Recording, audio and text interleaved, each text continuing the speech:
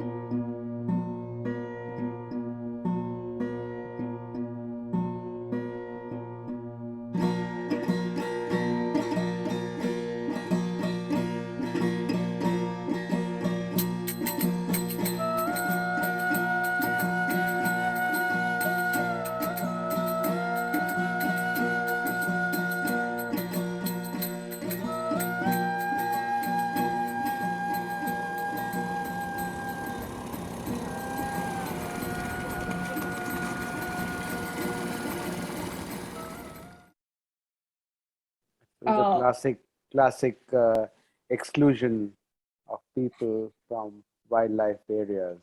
Yeah. This is a small clip from a film called Survey Number Zero. I made it in 2015-16 time. My intention was like I wanted to, like, I happened to read about how salt farmers were paid 24 paise per kg at that year.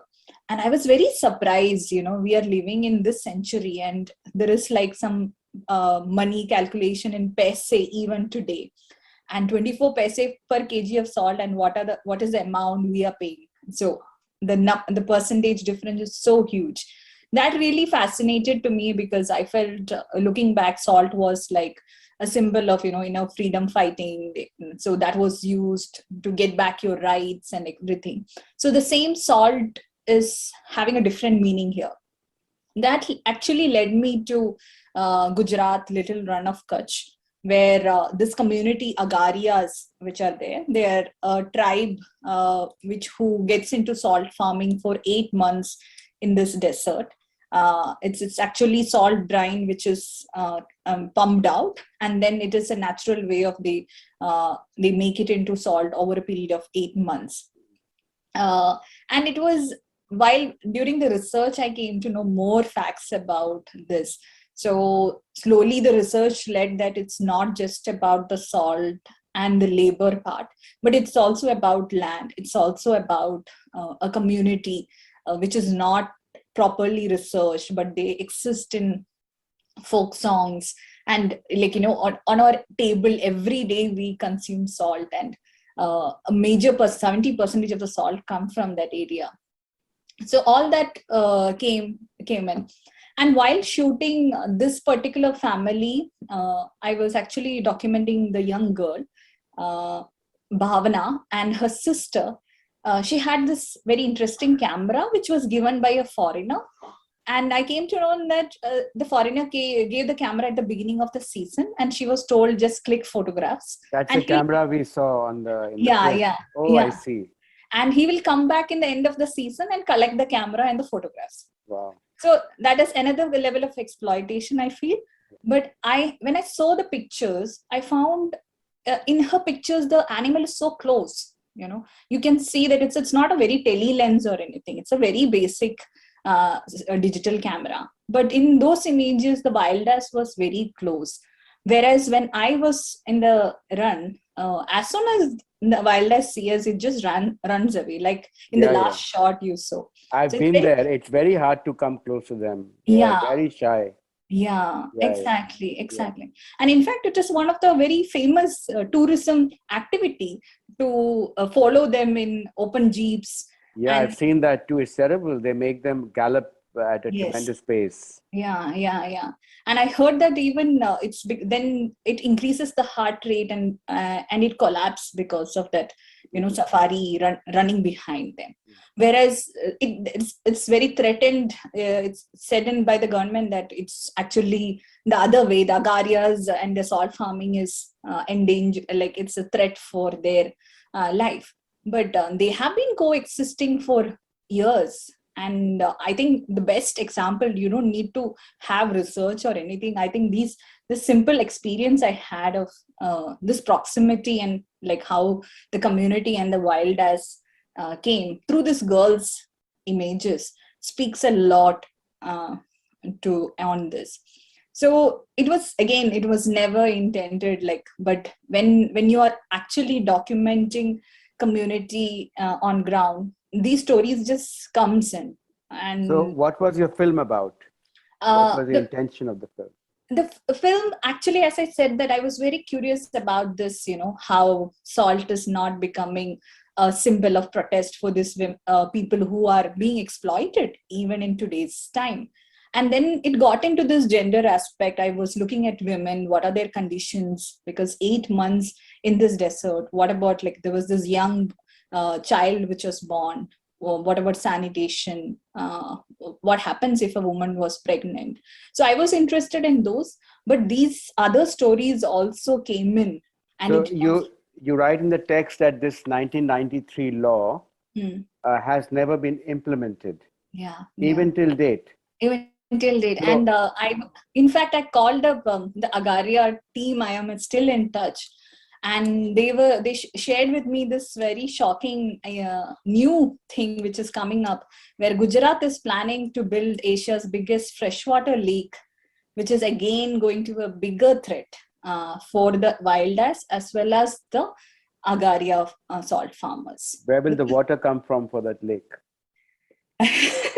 Yeah, we have to ask what to the people who are planning to have a biggest freshwater lake in a desert. But this geography is quite interesting because 8 months it's all Underwater. desert, dry, and the next 4 months it's monsoon, and you will see boats rowing around, and then the local Muslim men get into prawns cultivation there, like they, Oh, really? yeah. So it's a very interesting land. No vegetation, nothing, but the salt farmer exactly know where to go back every year. They sometimes leave their stuff inside, put mud over it, come back to the same place and take it out.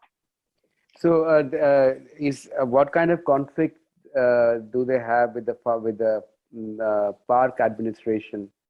Are they allowed them because you think this law has not been implemented? Do they trouble them from staying inside, or? Yeah, so there have been a lot of protest happening about that.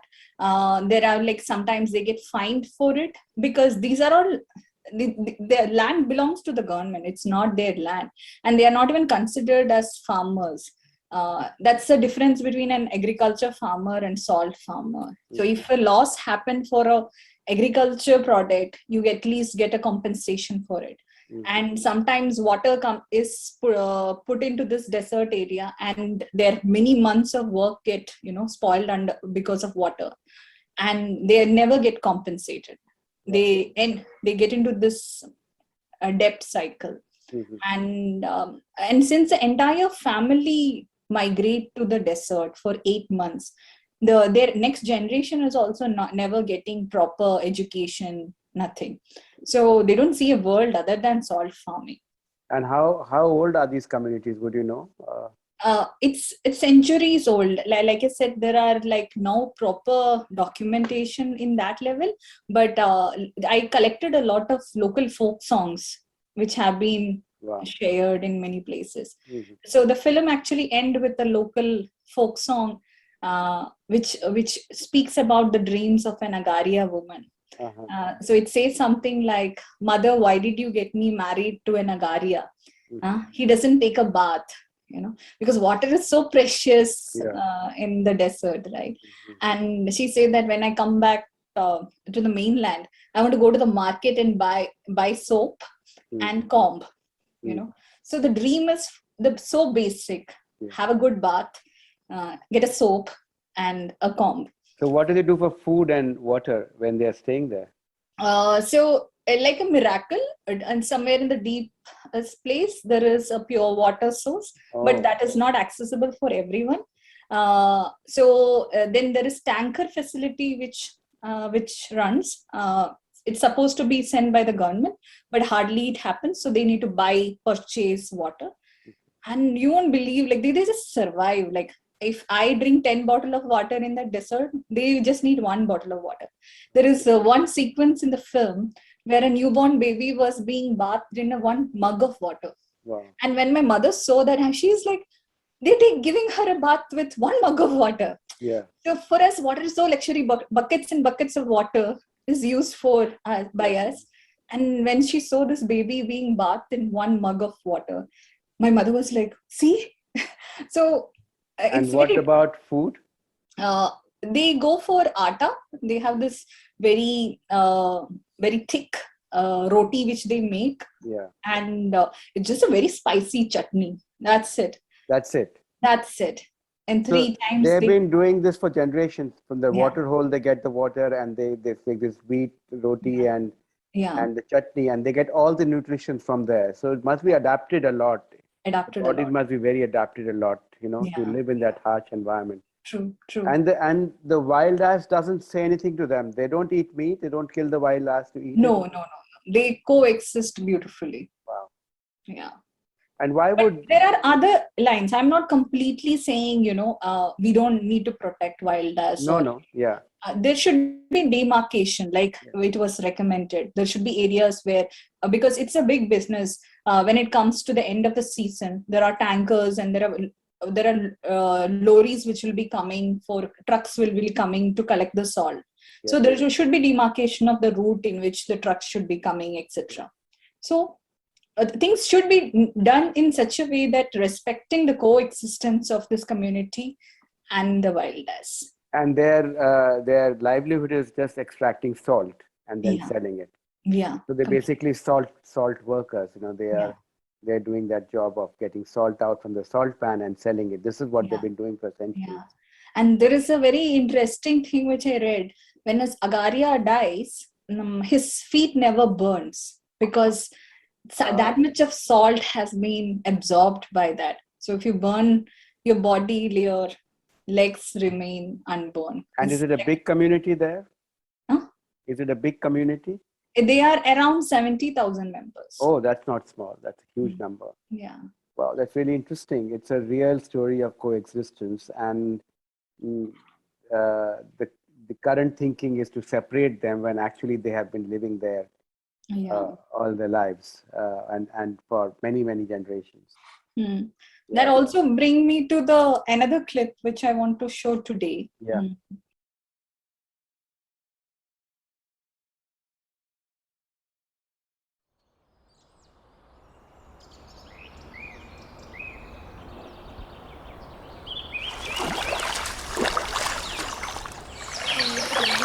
നമുക്ക് ദേഷ്യമുള്ള ആനേനെയും ദേഷ്യമില്ലാത്ത ആനേനെയും കണ്ടറിയില്ലേ?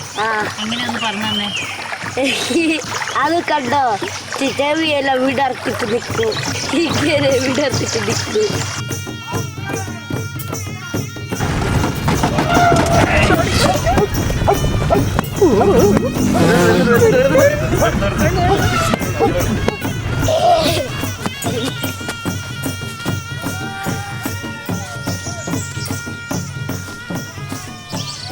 അതൊരു പക്ഷി കാണുന്നുണ്ട്.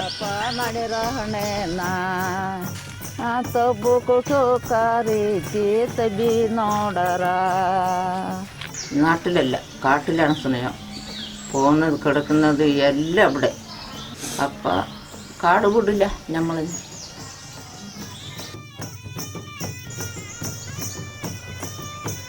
ആ പൂവിലാണ്.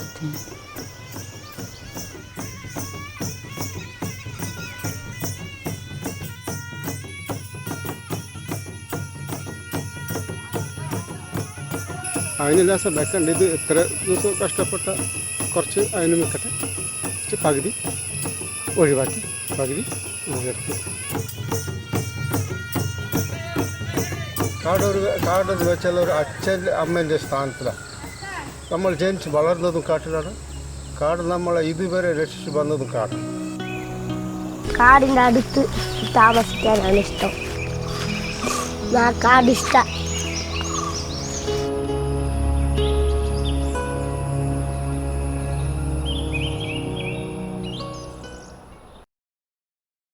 It's so beautiful, Priya. It's such a beautiful landscape and such a beautiful thing you showed us of, and especially when you said, "I'm going to take only half." That says so much. Yeah. It's like a mutual respect for the bee. So this was Gidiku Wapattu. Again, this actually happened. A college mate from my graduation days. She's right now doing a research about this tribal community called Kattu Nayakar. They are actually from Wayanad, Kerala. So she reached out to me asking, can we do a film together based on my research? I got some permission to shoot the community and even go inside the forest. What's the name of the community? It's called Kattu Nayakar. Kattu Nayakar. It's a traditional community. It's a traditional tribal community from Wayanad. So her main purpose was, whenever she used to do presentations about tribal community, especially the Western world just visualize it like an African tribe. So she just wanted a different visual imagery about her research, like which people are she talking about. So that's how this film happened. So she got this permission, and she said she went actually 1 month before I actually came on board. So because to get like their access was very different, because she was telling she used to go into the colony, and they used to just close the door and be behind. They didn't want to interact with her as a researcher or anything. But it was so important. She convinced people, like spoke They with. speak the same language as. They speak a bit of Kannada and Malayalam. So they have like, for example, the title of the film, Gidigu Vapattu, means let's go back to forest. So let's go to forest. So that is actually their language. Gidigu Vapattu is not Malayalam. So a Malayali won't understand, though it is the area is in Kerala. Kannada. Yeah. So because that's what the beauty is, right? In forest, you don't have Kerala and Karnataka or Tamil Nadu. For them, it's forest is forest. It's us who draw the line and say that, oh, this is my Kerala, this is their Karnataka. And when pandemic happened, they're like, Karnataka people don't come or Kerala people don't come. So it's just the human world, but the nature or the real world doesn't have those boundaries. How can you ask a elephant in Kerala not to say don't go to Karnataka? So, but finally she got hold of this Madhavan, who's the last man in the thing. He is employed as a forest guide. So that really helped us to get access to the other two people, that woman and the kid Vishnu. So it was for us, but it was very interesting with this boy. Like, we had this adventure while getting into the forest of that elephant chasing us. So what you saw in the clip of elephant chasing and us freaking out, and elephant is really angry with us, and it was a narrow escape. And we went to this Vishnu's family and we said, oh, see, we had a adventure like this yesterday, an elephant chased us. And this woman was, yeah, it was here last night, though it was here only. For her, it was like her backside. The elephant was there last night. So it was very interesting. Then when we spoke with this boy, then he had this very interesting explanation. He can identify the mood of an elephant if he is angry. So this is like from a child's perspective. So he was narrating all this experience of, I was fishing here and I saw the elephant here. So right now he have been asked to go to hostel now, because we are telling children should be educated. They should be. So what will a tribal boy do in such an area? So government has put him in a hostel, let him get education. But he's saying, I love to be near forest. I want to go into the forest. Like, my love is being here. And the small moments which we were able to capture, he's showing us a bird, and he can say, like, how old this elephant dung is. So he have those kind of stories to tell us.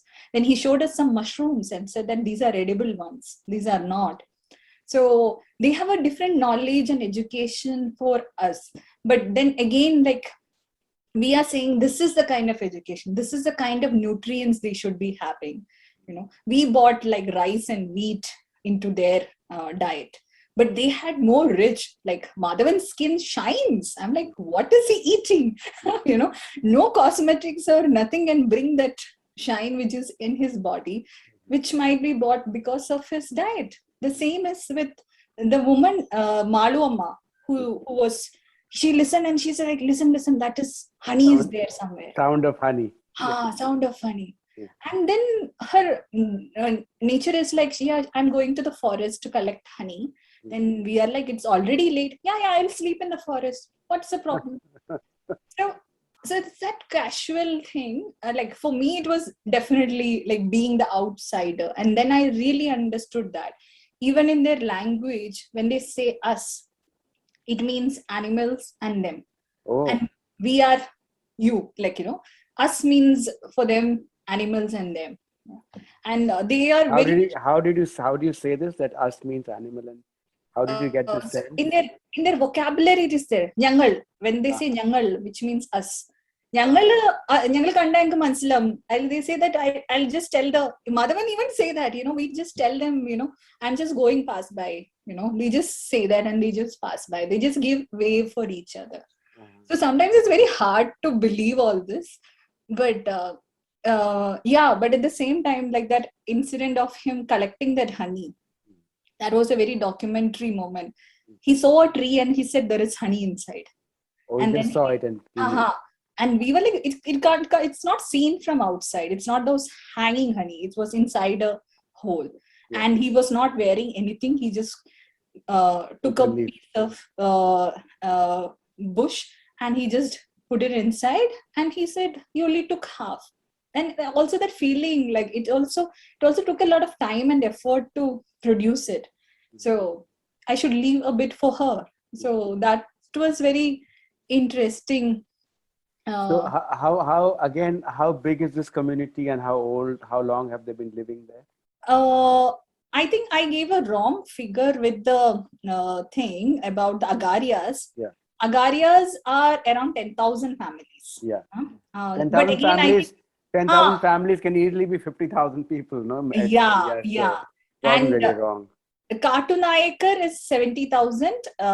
They are lesser known hunter-gatherers in South Asia. And what do they do for their hunter-gatherers? Yeah. And they are into honey collection. And this area around them is protected forest? Protected forest. And they stay inside the protected forest. So now even they have been asked to step again away from the forest. So now there is restriction even there. But how will they live without the forest? They are the forest. Yeah, it's in them. Exactly. Even this thing about educating and everything. So sometimes I really feel like, why can't we respect their knowledge also as degrees and educational qualification? It need not be like a MA in political science or MA in English considered as, a degree. And you don't need to do that. I mean, they have a whole life there. Yeah. And it is seems to be, like you said, us. Jungle means them and us. Yeah. We're all a community. Yeah.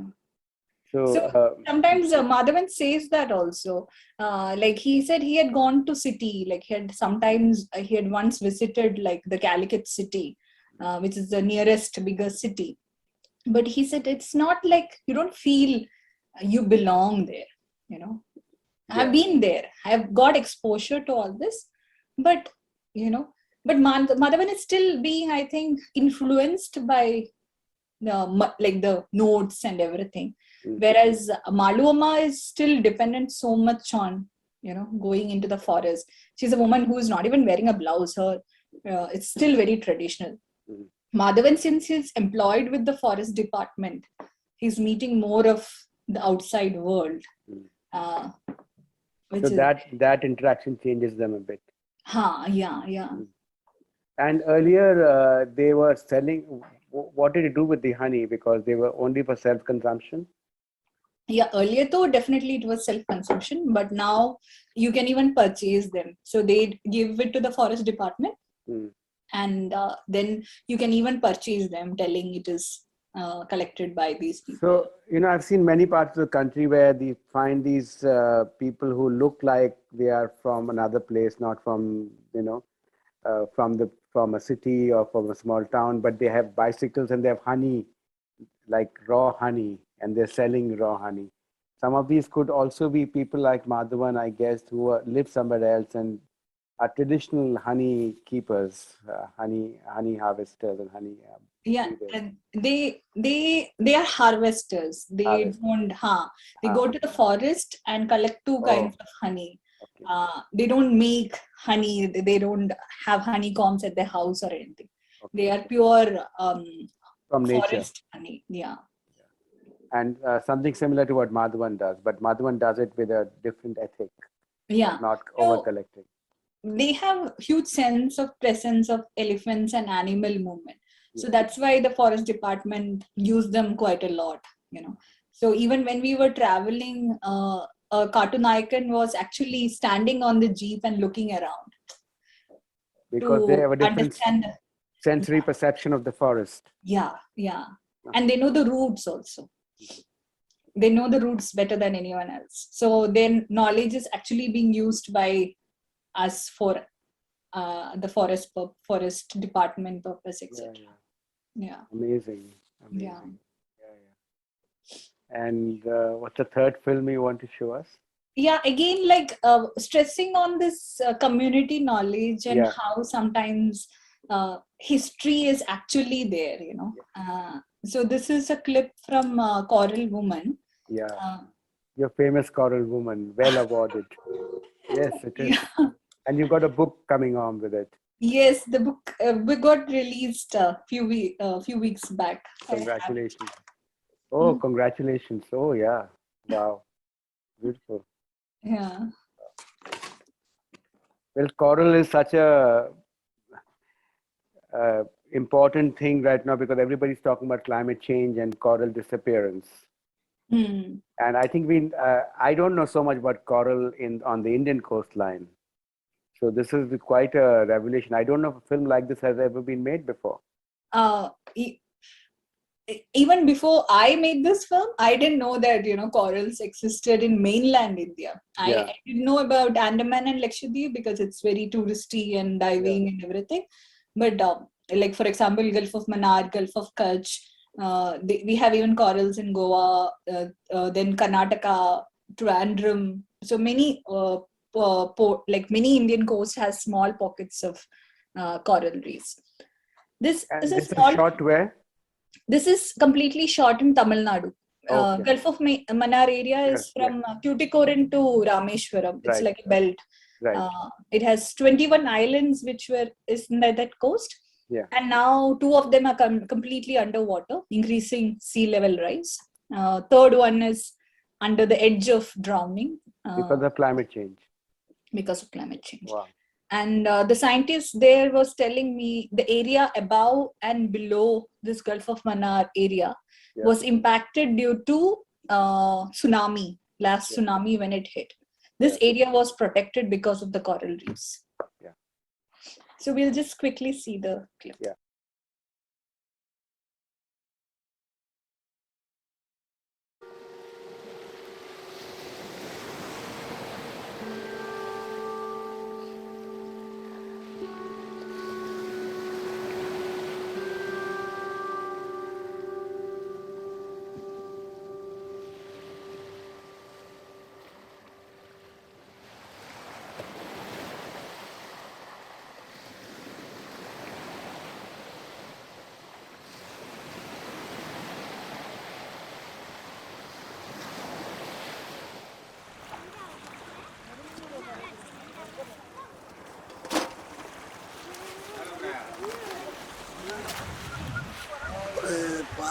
நான் 14-15 வயசில் நான் கடலில் தொழில் போக சொல்ல ஒரு வகை சொல்ல முடியாத மீனெல்லாம் இருக்கும். அதுலேருந்து ஒரு 20-25 வயசில் ஸ்ரா மீன், உழுவப்பிளால் மீன், வாடி இழுப்பா, அதை வலை போட்டு பிடிப்போம், ஒன்று தூண்டி போட்டு தான் பிடிப்போம். இப்போ அந்த ஐட்டங்கள் இப்போ இதுவரைக்கும் இந்த இப்போ வயசு எனக்கு 60-64 வயசு மேலே பார்த்தாது. இப்போ உள்ள காலத்தில் அந்த மீன் இனங்கள் கிடையாது.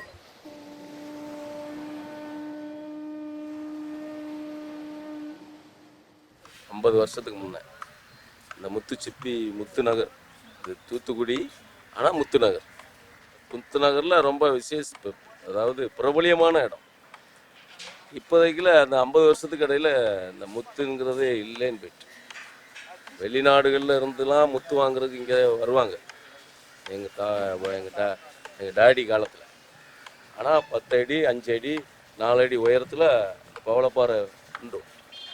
அதில் கீழே தரையில் நின்று அந்த சுப்பி, முத்து சுப்பி இருக்குல்ல, எவ்வளோ சைஸு, அதை இப்படி பிடிங்கி எடுத்து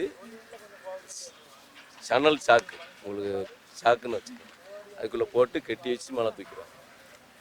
இப்போ அந்த சுப்பியில் இல்லை, அந்த பாறைகளும் இல்லை, அது எப்படியோ அழிஞ்சு போச்சு.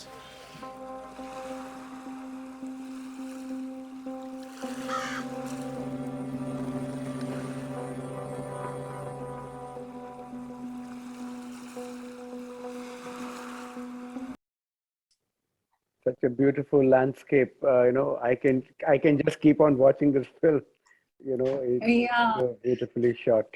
please watch I, the film. It I is will, of course, I complete. will. It's Yeah, beautifully shot. It's so inviting. yeah.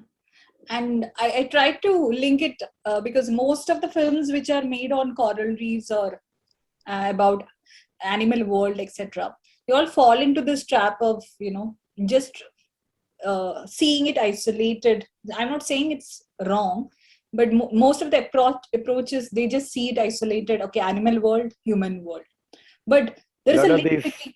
TV channels have these films where we Yeah, come to believe that the animal world is pristine and beautiful, but yeah. actually it's surrounded by so much contestation. Completely. You won't believe, once we had a screening and one of the questions from the audience was like, why is your water in corals looking so ugly? Did you do some post-production effects on it? Mhm. And then I am like, I have the colorist with me, ask him directly. And he said, sir, that we didn't do anything. It Mhm. was as it is. We just did like, okay, we did some color correction to make the visual better, but we didn't add any elements. The water was murky, the corals were dead. So, so what you saw maybe in a Animal Planet or the beautiful corals, that's not the case everywhere. Mhm. And again, this point that to see it isolated is it's not done. So that's why I picked this particular sequence, where it's actually like these people who had lived for years and had seen that change. How, like the first man saying like he used to catch it with bare hands or using a fishing net. Now they have to go kilometers and kilometer deeper, which is making them more expensive. And most of the people switching to trawlers, because it's, you can't catch them using their initial ways of in simple nets, etc. Now it's there, they are also forced to do this, or it's again the human exploitation mind again. Like you go into trawlers and go that, and many species are completely wiped out because of the trawlers. And then the other man, like I loved how he explained about a period where there were pearls, and people from abroad also came, like Portuguese came, Dutch came, every people came to their coast for those pearls. And Tuticorin actually got attention centuries back because of those pearls. And he was Quite very, famous, no? It's quite famous. yeah. The Pearl Coast, it is called. And his visual description was so interesting. They go deep underwater without a mask and oxygen cylinder, and they pluck the coral, pluck the pearls, oysters, fill them in sacks, and come up. Just that explanation takes it you into a different ocean, which I'm sure no other. No sorry, no high definition camera can give you. Mm. That kind of visual language, stories. So I really love to get into these kind of small nuances which we can collect and add to the narrative in the film.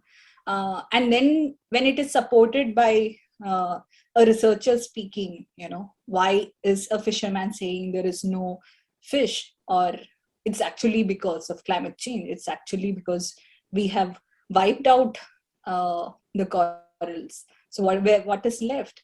So that's why I picked that particular sequence. So like again, coming back to the point, Ravi, that all this work, it was never intended like, okay, let me just explore the relationship between human beings and animals, or what is happening in the animal world, let me do it. It was never like that. It was, for me, Coral Woman just was this pure love about, or I got inspired by my protagonist Uma Mani's story of how she fell in love with coral reefs and decided to learn swimming in the age of 50s. And the Really. world of corals just came in. And once I get into the world of coral reefs, how can I say no to these exploitations and the conflicts which we are seeing? So you're saying whenever you go to if stories through people's stories, like the girl's story, or your researcher friend in the forest, and this story, the natural landscape appear without even you planning for them to appear. They're Yeah. so integrated in everything else Yeah. that Yeah. they're not separate from the people who you encounter. Yeah. But just as an aside, what is happening to the corals there? What did you see? So, like I said, that it was pearls which made Tuticorin a center of attraction. Then it got developed as a port. Then industries came in. It got well connected by land, air, water. There is an airport in Tuticorin. Can you Yeah, even believe? really. It's like one place I had never heard of, but they have an airport because it's now an industrial hub. It's a famous port. It is one of the biggest fishing port in South India. So, it was blessed with so much of marine resources. And when all these people came, they wanted to build churches, they want to build godowns, they want to build industries. And what is the most abundant material? Corals. They're like, wow. So they use coral So for abundant. building. They started using them to build godowns and churches, Wow. So houses. you mean the building materials, the building facades are actually coral? Yeah, the old buildings, churches, godowns are completely made of coral reefs. Wow. So now, if you go to that coast, if someone is actually doing some renovation or changing their house, you will see it is actually coral blocks being taken. This thing. But they're still doing it? No, it got stopped in 1994. But by then it was too late. 60% of coral reefs in that coast was mined by then. Is it coming back in any way, or? It's very tough, I would say right now, because it's such an industrial Very polluted hub, waters, I'm sure. very Also. polluted water, chemicals. There are cancer issues reported widely there. In the film also, we have documented one protest which is happening against Sterlite corporate plant. Yeah. So there is a sequence in the film where we encountered a group of fisher women where they said that every second house has a cancer patient. Wow. So and she was so angry, and there is a sequence followed by that. There was a protest which was happening when I was shooting the film. Some 95th day it was when I was shooting the film, and when I came back, it was 100th day, and there was a protest, and there was a firing where many people, I think 15 or 16 people got the shot. Sterilite protest. Yeah, I read about it. Yeah. So at that point, people were sending me clips of the protest, because by then we had a relationship with the community, and they send me all these videos of firing, etc. And as a filmmaker, I was wondering if corals had a voice, what would they be saying? How would they be protesting? Yeah. So there is one sequence in the film where I use the audio of all these news clippings and protest and everything, and visually you see coral reefs, dead coral reefs, as if they're protesting. And my sound designer was like, Priya, are you sure? Like, you might be saying like this. Will audience connect like this? I'm like, I don't know. Like, you don't. It need not have the same impact. As an artist, when you paint or when you sculpt something, you don't want the audience to think the same way you might have conceptualized or made that. So it is open for that. But for me, it is my expression of what would their voice be. It should be that experience. So yeah, we fantastic. These lived. It's very interesting how you've shown us the instances where they, what always strikes you. Use the word when people from the West think of tribes, they think of the African tribes. But here we still have these knowledges, these ways of life, which are tribal in some ways, but also there are communities which are existing today. They're not isolated communities. They're communities amongst us. They probably have voter ID cards also. No, they are. It's sort of, but they are changing fast because of the interaction and all the effects coming in. Mm-hmm. But they still hold this knowledge as part of everything else. So they might be watching television in the evening, but they have this knowledge of the forest at the same time. Maybe it'll disappear in one generation away or two generations away, it'll go away. But still, this is not isolated in communities you can't access. there are communities in our country which hold this kind of different ways of living, different ways of being with nature, integrated ways of coexisting, which we keep talking about in theoretical terms, but they actually are there. True, true. I also met, I remember this is also reminded me of a bunch of women I met in Tamil Nadu. So it was a farmers, Dalit women farmers group collective in Tamil Nadu. And they are now going back to encouraging women to cultivate millets. So they were telling me, rice and wheat were not our food. Millets were, and it Yeah. was so rich and there was enough. And somehow we went behind this carbohydrate and starch, Yeah. and we forgot millets. Yeah. And they had this beautiful function of different kinds of millet where they have a community function, and one woman will say, I have this millet, who needs it? So Wow. women will raise hand and they will just distribute, okay, here, and the other woman will say, I have this. So they just distribute seeds in that common gathering. It's like a shared resource. Yeah. Wow. These are, these are ways of community sharing, which are integral. They're not learned from anywhere. This is the way communities have been. Yeah. True. That was really a wonderful conversation, Priya. I'm really thankful for you because it's so direct and so visual. You can experience it along with you. Thank you. Yeah. So this is all the best for your future work, and I think I was particularly keen to speak to you because your voice as a filmmaker, as somebody directly experienced something, is so important for people to hear. It's so important to. These are places you can go to and access and be sensitive about.